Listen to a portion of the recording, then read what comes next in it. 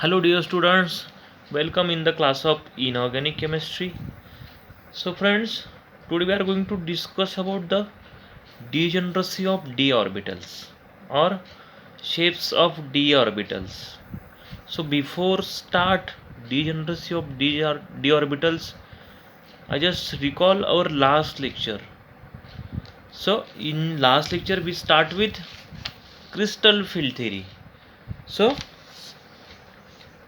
and before crystal field theory we discuss about the valence bond theory. So according to valence bond theory, the formation of coordinate bond or the valence bond theory is said that the covalent bond is formed between central metal atom and the ligand.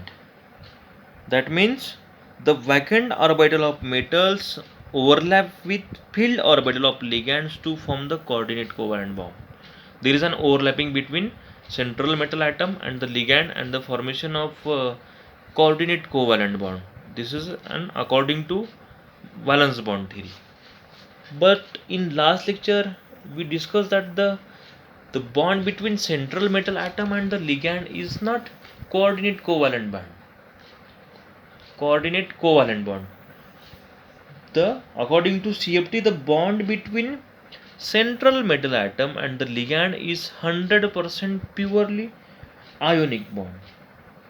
This is because the attraction between central metal atom or there is an electrostatic forces or electrostatic attraction between central metal atom and the ligand, and therefore the bond between metal and ligand is purely 100% ionic bond. So in this interaction or in this electrostatic interaction we see that two types of interaction are present, or two types of interaction between central metal atom and the ligand in the complex. So which are the two types of interaction? First one is attractive forces and second one is repulsive forces. So attractive forces arises due to the metal cation which are positively charged species. We know that the metal is positively charged species and ligand having negatively charged species or electron rich species. So attractive forces arises due to the metal cation or positively charged nucleus metal atom and the anionic ligand. And this is an about attraction. That means attraction between central metal atom and the ligand or positive charge and negative charge having attraction, and there is a formation of ionic bond. And the second force is repulsive forces. So the repulsive forces arises in between the metal d electrons and the ligand electrons. That means ligand having there is lone pair of electrons. So this is electron rich system. We know that ligand having lone pair of electron or unshared pair of electrons and the metal having d electrons. So there is a repulsion between metal d electrons and ligand electrons, and these repulsive forces or these repulsions destroy the degeneracy of d orbitals. What happens? The repulsion between metal d electrons and the ligand unshared pair of electrons, it destroy the degeneracy of d orbitals, and these orbitals are split them into two or more sets having different energy. These things we discussed in last lecture very briefly in assumptions of crystal field theory. So when the destroy of degeneracy and it split into two or more sets is called as crystal field splitting. So there is an we get the two or more sets of the splitted orbitals. So today we are going to discuss about the degeneracy of d orbitals, how to disturb or how to destroy the degeneracy of d orbital, and how we say that the or how we say that the shapes of d orbitals, or how much 5d orbitals having two different set or we'd guess variable in energies. So today we are going to discuss about these all things. So degeneracy of d orbitals. So there are 5d orbitals, namely dxy, dyz, dxz, dx square minus y square and dz square. So these 5d orbitals we discussed in our first lecture, which was I just give the additional part of first lecture. मी तुम्हाला सांगितलं होतं की हे जे आहे तुम्हाला नंतर लागणारच आहे, परंतु आज आपण घेऊया की डी ऑर्बिटल्स जे असतात, 5 डी ऑर्बिटल्स, अशा पद्धतीचे जे 5 डी ऑर्बिटल्स असतात,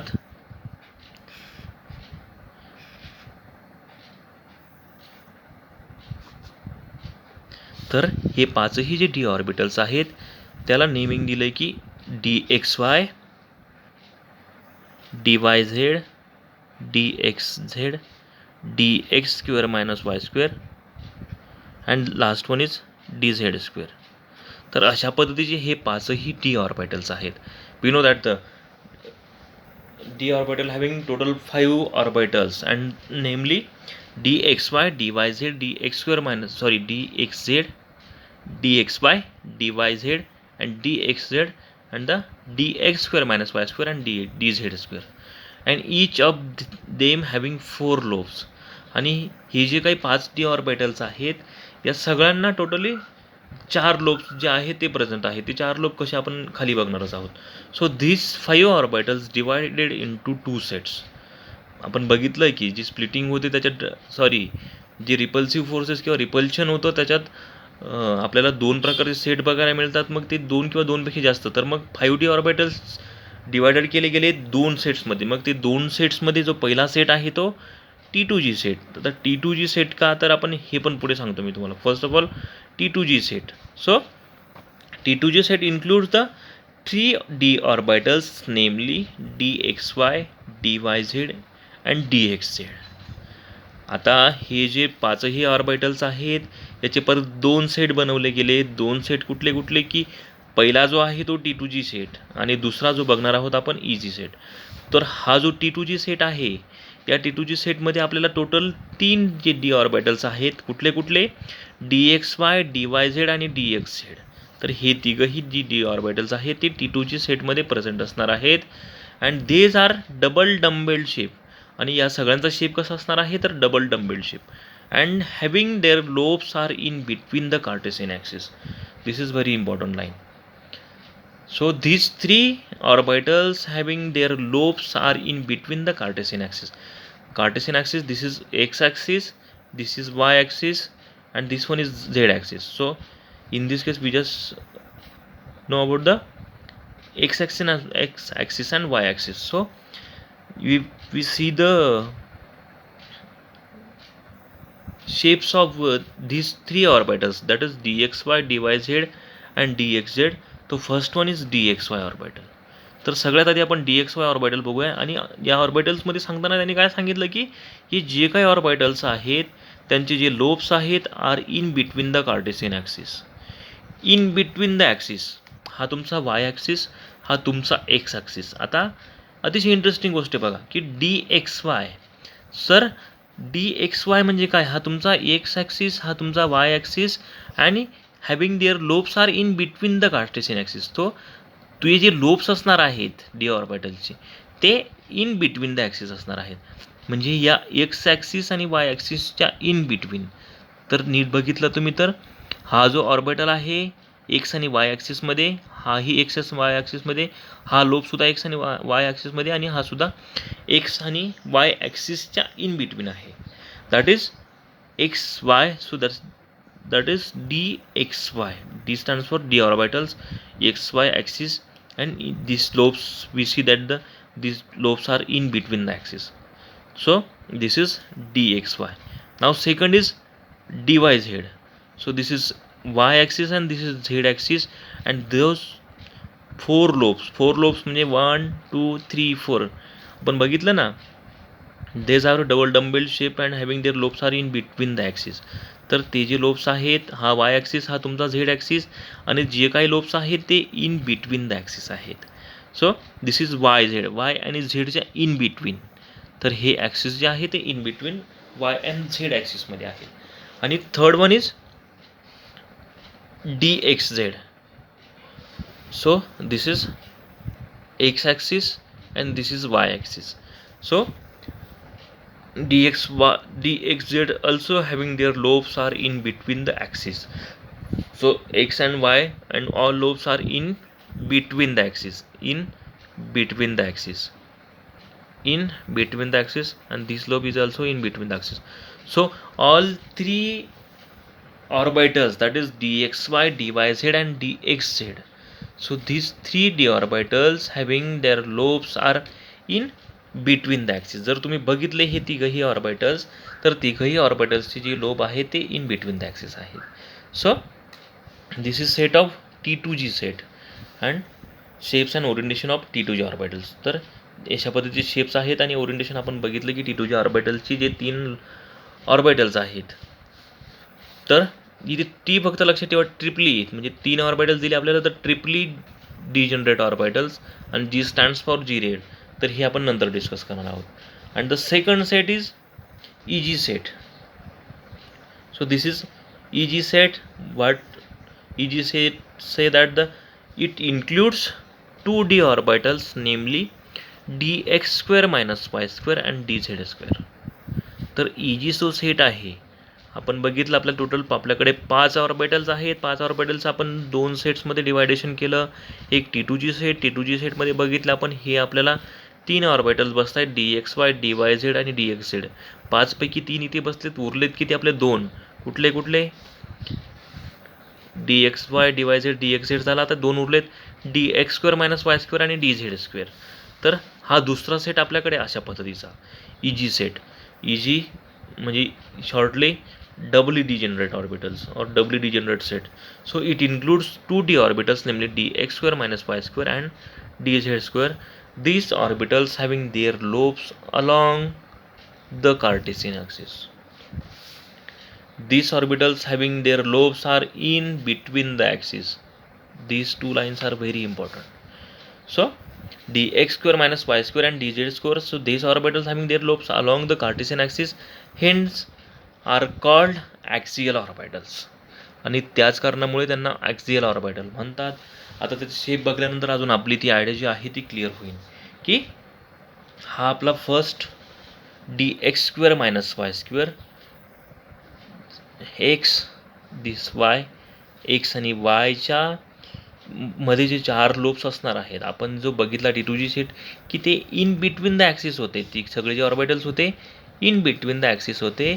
पण जो EG सेट आहे की ज्याच्यातला dx square minus Y square आहे, so these orbital having their lobes along the Cartesian axis. तर याची जी लोब आहे ते अलॉंग द ॲक्सिस आपण बघायला मिळत आहेत, किंवा त्याची जी लोब्स आहे ते अलॉंग द ॲक्सिस आहेत. So this is Y and this is x. So all 4 axis which are along the axis. हा लोब्ससुद्धा तुमचा एक्स ॲक्सिसवर आहे, हे दोघंही लोब्स तुमचे वाय ॲक्सिसवर आहेत. So dx square minus Y square, तर dx square minus Y square जो आहे की त्याचे जे लोब्स आहेत ते लोब्स हे अलॉंग द कार्टेशियन ॲक्सिस असतात, किंवा ते जे ऑर्बिटल्स आहेत त्याचे जे लोब्स आहेत ते अलॉंग द कार्टेशियन ॲक्सिस असतात. So this is dx square minus Y square and the last one is dz square. dz square, जर आपण dz स्क्वेअर बघितला तर dz स्क्वेअरमध्ये पण बघितलं तुम्ही फक्त झेड, तर this is also having their lobes are along the axis. जर तुम्ही बघितलं तर याचे जे लोब्स आहेत हे सुद्धा अलॉंग द ॲक्सिस, आणि हे जे सुद्धा आहेत, हा जो दुसरे म्हणजे याचे जे लोब्स बघितले आपण dz स्क्वेअरचे, हे सगळ्यांपेक्षा वेगळे आहेत. की आपण आतापर्यंत असे लोब्स बघितले, पण जो dz स्क्वेअर आहे फक्त याच्यात सगळ्यात बघितलं मी xy होता, इथे xy, yz, xz, तर इथे 2 ॲक्सिस होते. पण इथले जे लोब्स आहेत ते फक्त झेड ऑर्बिटलवर प्रेझेंट आहेत, की हा एक तुमचा हे 2 लोब्स आणि हे तुमचे मधले 2 लोब्स, की जे अलॉंग द ॲक्सिस आहेत आणि ते झेड ॲक्सिसवर प्रेझेंट आहेत. So that is dz square. So this is about the shapes of D orbitals. परत एकदा शेप्स ऑफ डी ऑर्बिटल्समध्ये आपल्याला 2 सेट्स मिळाले. 2 सेट्समध्ये पहिला जो सेट होता तो T2G सेट. T2G सेटमध्ये आपण बघितलं की T2G set having 3 orbitals dxy, dyz and dxz, and all orbitals having their lobes are in between the axis. की जी तिघही ऑर्बिटल्स आहेत त्यांचे जे लोब्स आहेत ते in between the axis present आहेत. ते in between the axis in between the axis present आहेत. आणि जे EG सेट आहे आपला, त्याचे जे 2 आपल्याला ऑर्बिटल्स बघितली की first one is dx² - y² and second one is dz². तर हे दोघंही जे ऑर्बिटल्स आहेत त्यांचे जे लोब्स आहेत ते अलॉंग द ॲक्सिस आहेत, म्हणजे त्यांचे जे लोब्स आहेत ते अलॉंग द कार्टेशियन ॲक्सिस आहे. त्याच्यामुळे आपल्याला हे दोन सेट कसले मिळाले की ज्यांचे तर पहिला सेट की ज्यांचे सगळे ऑर्बिटल्स जे आहेत ते इन बिटवीन द ॲक्सिस आहेत, आणि दुसरा जो सेट बघितला आपण इजीचा की त्याचे दोघंही ऑर्बिटल्सचे जे लोब आहेत ते अलॉंग द ॲक्सिस आहेत. तर अशा पद्धतीने आपण शेप्स ऑफ डी ऑर्बिटल्स आता बघितलेला आहे. So the dx² - y² is the double dumbbell shape with it lobes are along the X and Y axis. आपण बघितलं की जो dx² - y² होता तो डबल डम्बेल शेप होता आणि त्याचे जे लोब्स होते ते एक्स अलॉंग द म्हणजे एक्स आणि वाय ॲक्सिसच्या अलॉंग होते. आणि जो दुसरा होता dz² it double dumbbell shaped which is different from the other four, की जे बाकी चारही ऑर्बिटल्स होते त्याचा जो शेप आहे तो त्या चारींपेक्षा डिफरंट आहे. And having high electron density around the nucleus in XY plane, आणि तो एक पूर्ण झेड ॲक्सिसवर प्रेझेंट असल्यामुळे त्याच्या एक्स आणि वाय ॲक्सिसवर जी इलेक्ट्रॉन डेन्सिटी आहे न्यूक्लियसच्या ती खूप जास्त आहे. And the atomic orbitals are designated with symmetry symbols as, मी सांगितलं तुम्हाला मागाशी तेच की T2G मधलं T stands for triply degenerate, E stands for T2G आणि EG. T2G मधला T ट्रिपली डिजनरेटसाठी, EG मधला जो E आहे E stands for Dabali degenerate. ट्रिपलीमध्ये आपण माहिती की आपल्याला 3 ऑर्बिटल्स बघायला मिळाले, dxy, dyz आणि dxz. आणि EG मध्ये जे डबली डिजनरेट म्हणजे त्याच्यात 2 ऑर्बिटल्स आहेत डबल, dx² - y² आणि dz². आणि G stands for T2G EG. So this G stands for G-रेड. G-रेड म्हणजे ज्याच्यात सेंटर ऑफ सिमेट्री प्रेझेंट असते तर ते G-रेड दाखवतात. G-रेड अनजी-रेड असे 2 टाईप असतात. G-रेड म्हणजे ज्यांच्यात सेंटर ऑफ सिमेट्री प्रेझेंट असते आणि ज्यांच्यात सेंटर ऑफ सिमेट्री ॲबसेंट असते ते अनजी-रेड. तर तो पुढचा पार्ट आहे.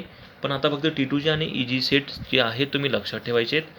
तर this is about shapes of d orbitals or degeneracy of d orbitals. What is degeneracy?